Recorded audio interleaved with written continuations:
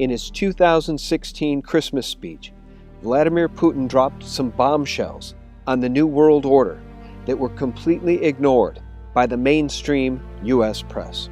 And in his Christmas speech, we see some startling similarities between Putin and Trump, both of whom seem to recognize the fact that the New World Order powers are aligned against sovereign states, aligned against Christianity, aligned against traditional morals, and aligned against the family.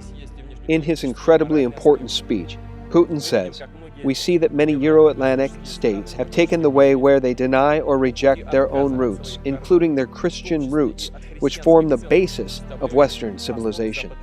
In these countries, the moral basis and any traditional identity are being denied. National, religious, cultural, and even gender identities are being denied or relativized. There, politics treats a family with many children as equal to a homosexual partnership. Faith in God is equal to faith in Satan." And guys, here's the Pizzagate DC pedo ring bombshell that Putin dropped. And I quote, "The excesses and exaggeration of political correctness in these countries indeed leads to serious consideration for the legitimization of parties that promote the propaganda of pedophilia."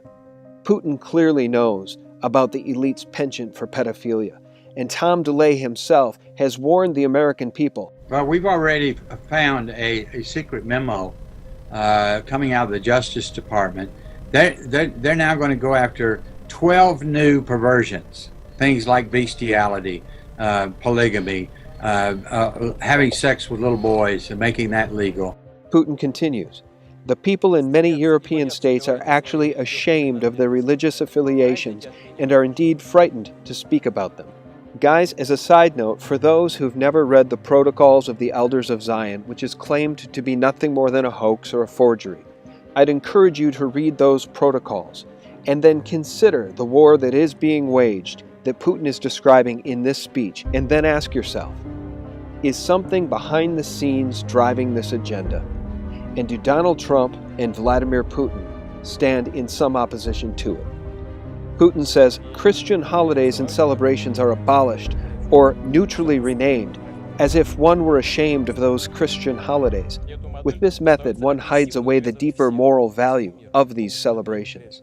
And of course, he's referring to the birth of Jesus Christ and the rebirth of the human race through the blood of Jesus Christ. Putin says, and these countries try to force this model onto other countries globally. I am deeply convinced that this is a direct way to the degradation and primitivization of culture. This leads to deeper demographic and moral crisis in the West. What can be a better evidence for the moral crisis of a human society than the loss of its reproductive function? And today, nearly all developed Western countries cannot survive reproductively, not even with the help of migrants. Without the moral values that are rooted in Christianity and other world religions, without rules and moral values which have formed and been developed over millennia, people will inevitably lose their human dignity. We can see the degradation of family in our own society tearing us apart. Putin stands in opposition to that degradation. And yet the mainstream mockingbird media would label this man an enemy of humanity and an enemy of the United States. Putin continues, and we think it is right and natural to defend and preserve these moral values. One has to respect the right of every minority to self-determination, but at the same time, there cannot and must not be any doubt about the rights of the majority. And here's where Putin starts to sound a lot like some of the things Donald Trump said when he was running for president. Quote, at the same time as this process at a national level, we observe on an international level the attempts to create a unipolar, unified model of the world, to relativize and remove institutions of international right and national sovereignty. Trump himself has said the number one way to preserve peace and prosperity is through the sovereign state. We will no longer surrender this country or its people to the false song of globalism. The nation state remains the true foundation for happiness and harmony. I am skeptical of international unions that tie us up and bring America down. And under my administration, we will never enter America into any agreement that reduces our ability to control our own affairs. And the sovereign state stands in stark opposition to the Rockefeller, Rothschild, Soros desire for a new world order, one world government. Putin says, in such a unipolar, unified world, there is no place for sovereign states. Such a world would need merely vassals.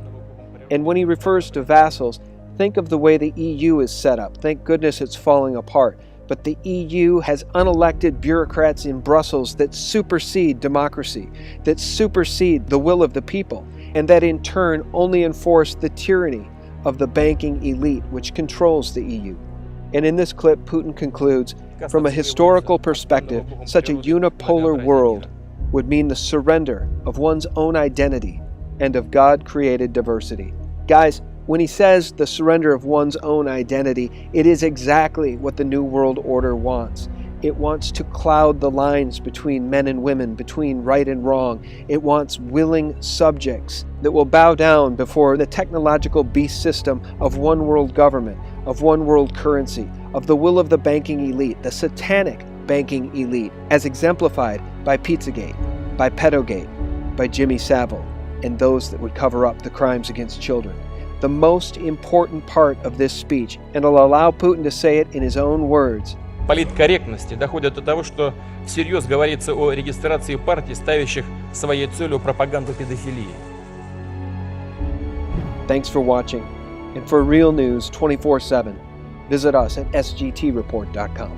Ephesians 5:11. Take no part in unfruitful works of darkness, but instead expose them. And interestingly, in verse 12, it says, for it is shameful even to speak of the things that they do in secret.